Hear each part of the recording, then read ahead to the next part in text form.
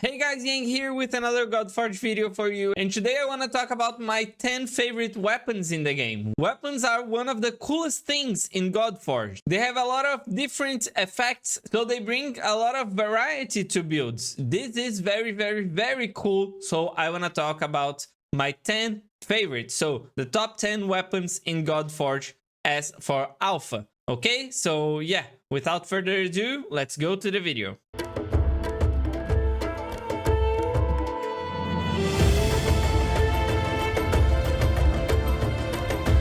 Before we begin, I want to say two things. The first one is all this analysis is made by my gameplay experience on alpha. I played extensively for alpha in alpha wave 1 and alpha wave 2, and when the game launches, maybe some of these changes get rebalanced and other stuff. So yeah, I hope that this will help you to play on Alpha Wave 3, and this will help you at least to get some experience when the game launches. Of course, when the game launches, I will probably redo many of these guides. So yeah, this is for alpha. And the second thing is, this is in no particular order. So the first weapon that I will talk about, it's not necessarily the top 10, and the last weapon that I will talk about is not necessarily the top 1. Weapons have different uses for different heroes, and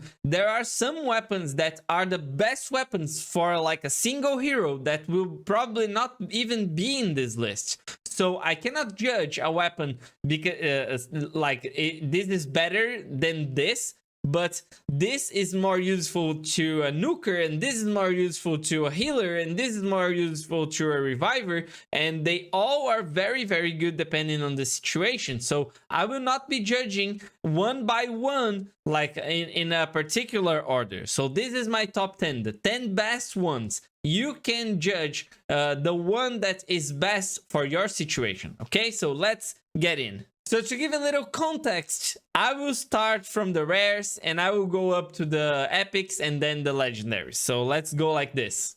Okay, so the first one is Shepherd's Axe. Shepherd's Axe is very cool. It absorbs 4% of the damage that the ally with the lowest HP receives. And this is a rare weapon, so it's kind of easier to get. And I think this is a very cool weapon. It's one of the best weapons for defenders, for like really high defensive heroes, those heroes that you will build with a lot of HP, a lot of defense, and just like high tank ability, like a Sphinx, like maybe you're building your Heimdall very tanky with no damage, heroes like this, because they will provide a very cool way to support your damage dealers, to protect your damage dealers. That does not come from abilities, is a passive absorption. So your damage dealer will be receiving way less damage. Your hero that is using Shepherd's Axe will be receiving a lot more damage, but I mean, if you build him tanky, he will survive and he will help the other heroes survive as well. So I think this is one of the best weapons as when we're talking rares. Another cool thing about Shepherd's Axe is that I wasn't able to find any of the epics and legendary weapons that do anything similar to this, because I think most of the rare weapons have a better version when we are talking epics or legendaries. Like if you have a rare weapon that like you do X more damage, you will probably have a weapon in epics or legendaries that just do straight up more damage. Like you have 10% from a rare, you will probably have 15% from an epic and 20% from a legendary. And you have versions of rare weapons on epics and legendaries, most of them. So Shepherd's Axe, you don't have a version of this in epics or legendaries. So I think this is one of the best weapons to protect your team, to put on the on a champion, on a hero that is a protector of your team. Okay, now I'll bring you 3 weapons that will occupy one single slot on my top 10. So these are like if I was doing a top 10 in an order, Shepherd's Axe would be 10 and those 3 would be 9th, okay? Because they do a very similar thing. I mean, Doru, Longbow, and Tepostopili will all increase your damage from a single ability of yours. So Doru increases your core ability, Longbow increases your ultimate ability, and Tepostopoli will increase your basic ability. So you can aim on what are you going to use most, and then you can choose one of those 3 weapons. Like if I'm putting on my hero Tepostopoli, I will probably be using high speed. I will probably use it on a hero that has either a non-damage core ability or maybe a high cooldown core ability, like Dracula, for example. Like Dracula would use Tepostopoli, or it would use Longbow because Dracula hits on his Longbow. But if I'm using Ra, for example, which does a ton of damage on his core ability, I would probably use Doru. So those 3 weapons are rare weapons that help you do a good amount of damage. You only have to choose which weapon based on which ability you want to improve. And for me, those are the rares. So let's talk about Fanax. Fanax is a very cool weapon as well. Debuffs placed have 10% chance to also spread to a random enemy. So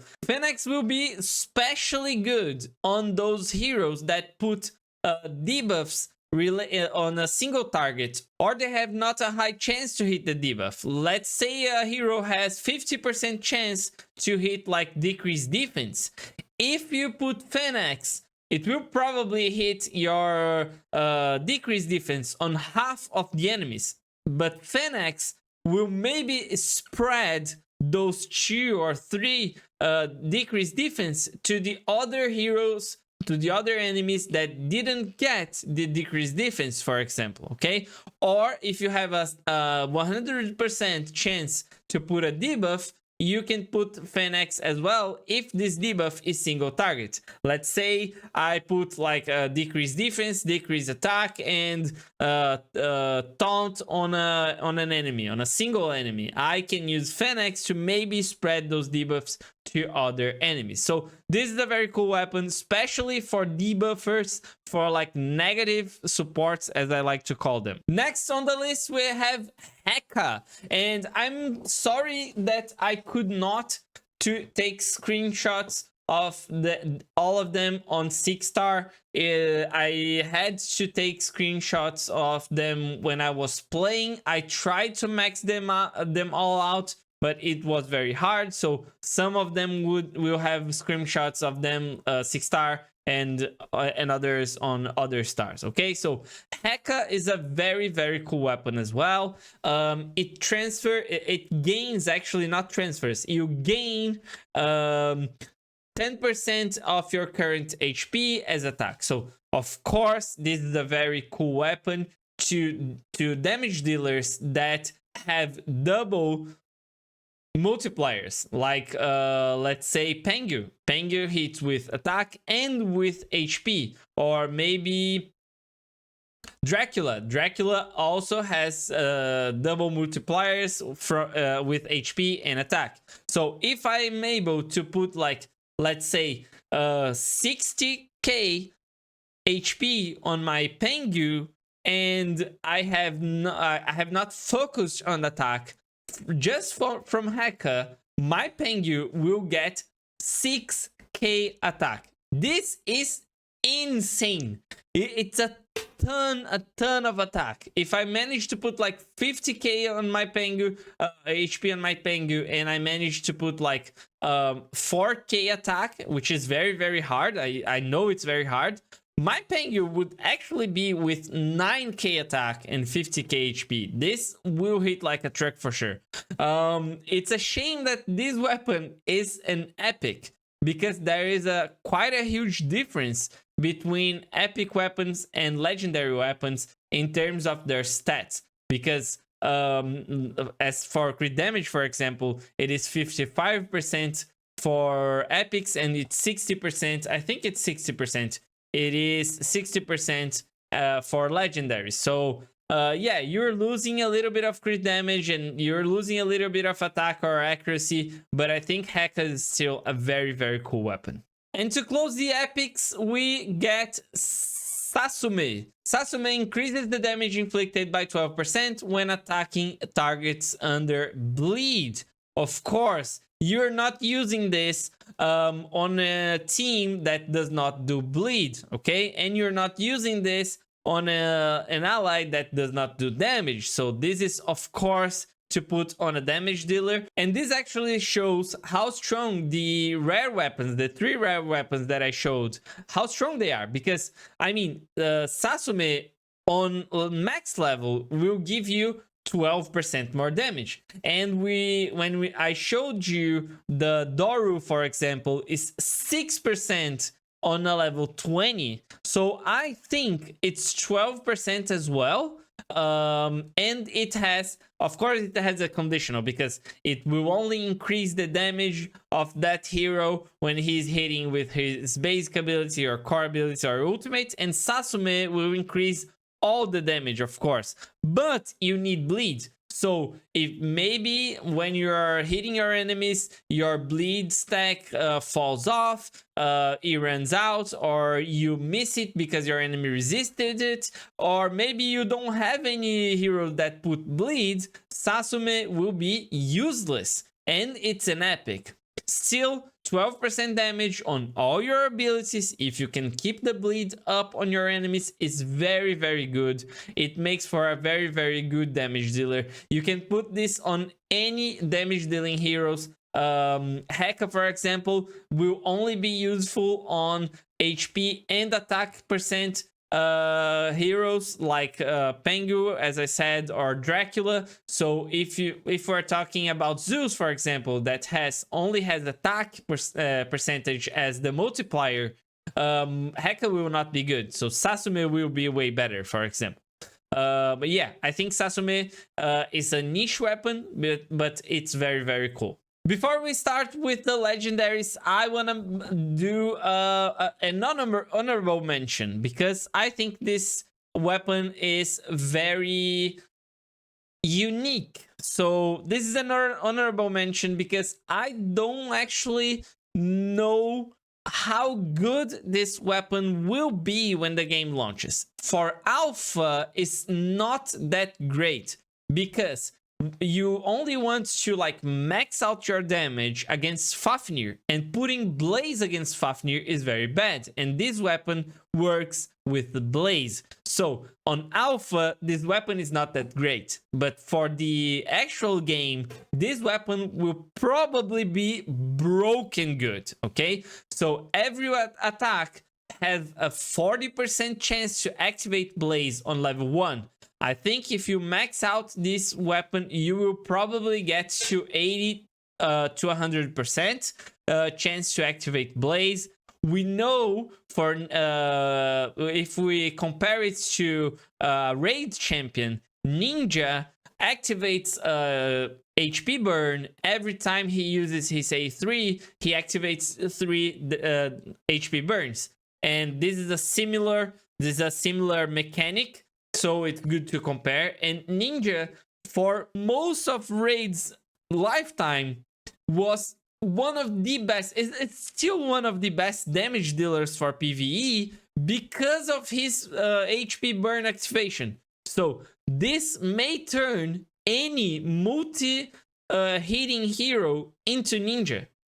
You just need to put Blaze, and then boom, you can activate it. You can like explode this Blaze and cause a ton of damage, especially to bosses. The thing is, putting Blaze on Fafnir is very bad. So for alpha, Tlashinoli is not that great.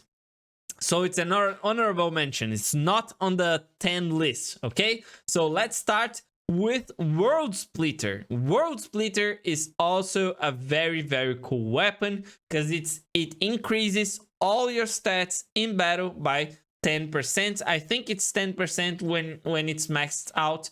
Maybe it's 12%. I'm not sure actually. And it's very cool. I mean, you can put World Splitter on any one of your heroes. I mean, you wanna build Isis more tanky, World Splitter is there to do this because it will increase her defense, her HP. I think it increases your speed, initiative, resistance, accuracy. It increases it all. So it's a very generalist weapon. You can put it on anyone and anyone will benefit. Let's say I put this on my Zeus. My Zeus suddenly have more survivability, hits harder because of more attack, goes faster because of more speed and more initiative.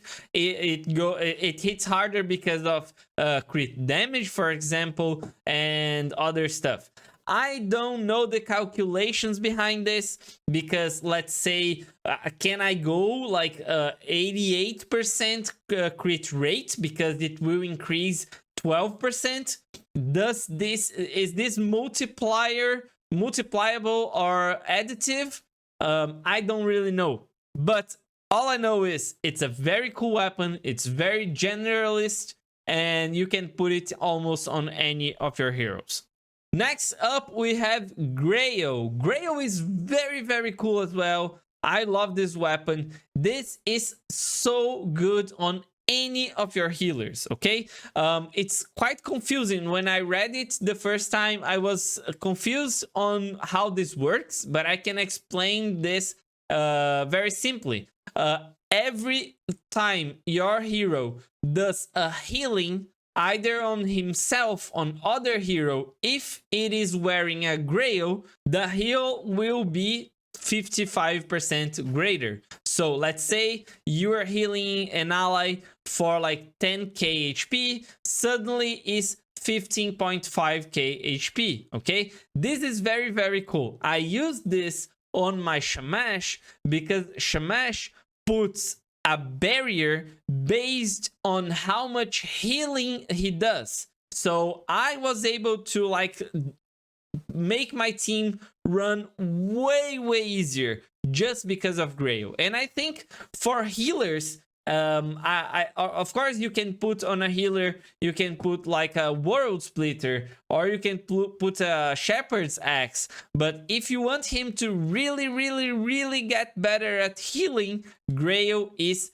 just amazing. Up next we have Solar Flare, and Solar Flare is very good as well. Increases damage allies inflict when joining attacks. Of course, Solar Flare is a very niche weapon. You will only be able to make it work when you put this on a hero that has ally attacks. Okay, so if you put it on Zeus, if you put it on Shamash, if you put it on Aphrodite and other ally attack heroes, it will increase the damage they do when they ally attack by 30%.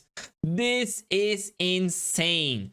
I mean, of course, it's better to put this on an Aphrodite or Shamash and not a Zeus, because you will probably want damage dealing weapon like World Splitter, Hack, or maybe those three rare weapons, one of those three, and put this Solar Flare on your support hero, because the other heroes will be inflicting 30% because they will be joining the attack, and the hero that is using Solar Flare will probably not be getting this 30%. Okay, as I said before, I don't know the actual math behind it, but it's probably how it works. So Solar Flare, it's a very niche weapon, but 30% more damage is just insane more damage. Okay, so yeah, Solar Flare, very good. And for the last weapon of the day, the Zeus weapon. As I said in my previous video, Zeus is actually my favorite hero right now. So yeah, his weapon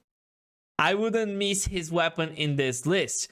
Also, I think it's maybe the best weapon in the game right now, okay? So, of course, not the best for every single hero, but probably the best weapon to face Fafnir on most of your heroes. Single target attacks inflict an additional 10% enemy max HP damage. Of course, it's 80% less effective against bosses, so it will only deal 2% enemy max HP as damage. But any single target attack will inflict additional 2% enemy max HP damage. So you can put Thunderbolt on most of your team.